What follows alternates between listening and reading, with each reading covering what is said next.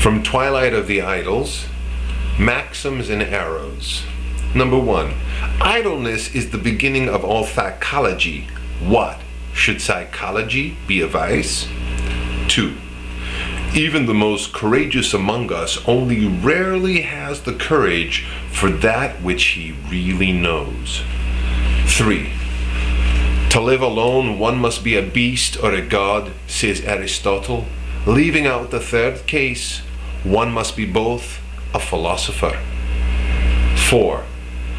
All truth is a simple. Is that not a doubly a lie? Number 5. I want, once and for all, not to know many things. Wisdom sets limits to knowledge too. 6.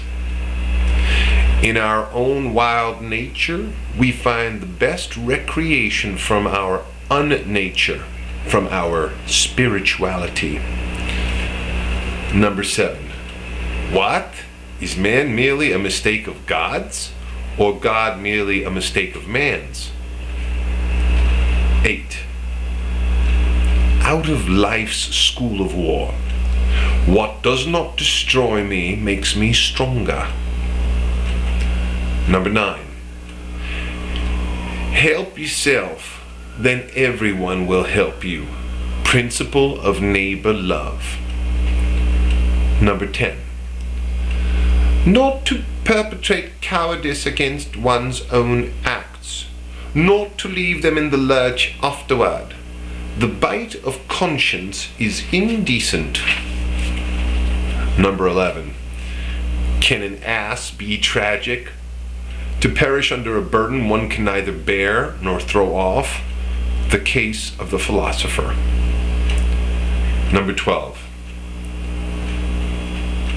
If we have our own way of life, we shall get along with almost anyhow.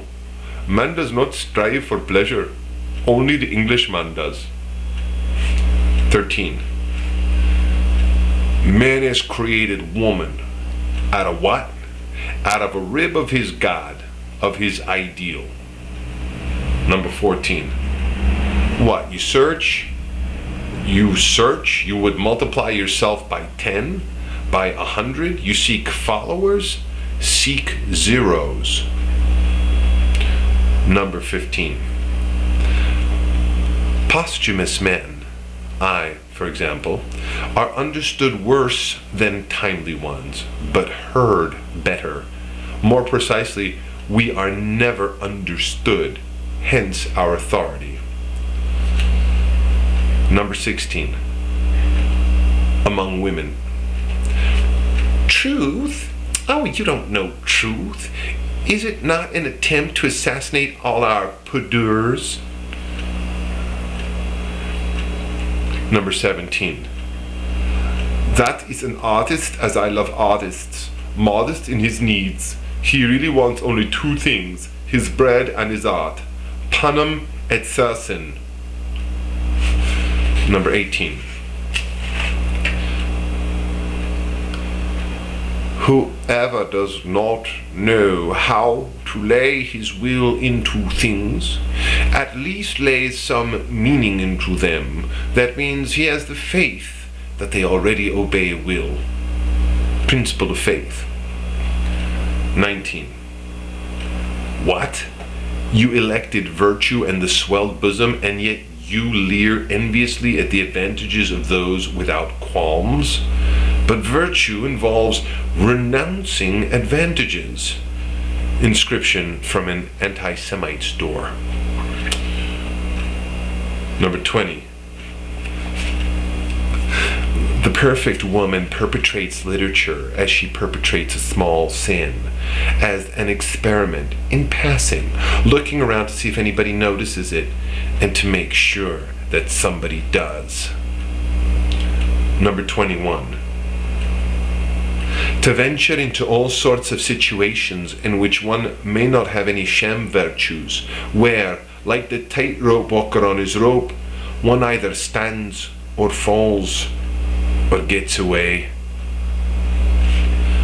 Number 22. Evil men have no songs.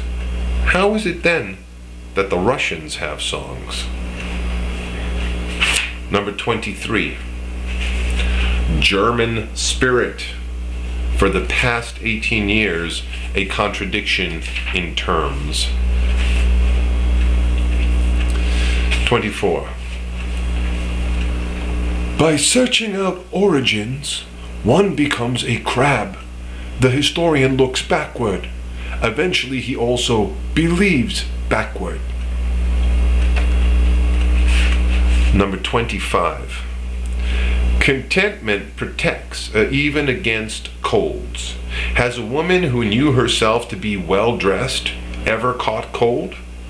I am assuming that she was barely dressed. Number 26. I mistrust all systematizers and I avoid them. The will to a system is a lack of integrity. Number 27. Women are considered profound. Why? Because one never fathoms their depths. Women aren't even shallow.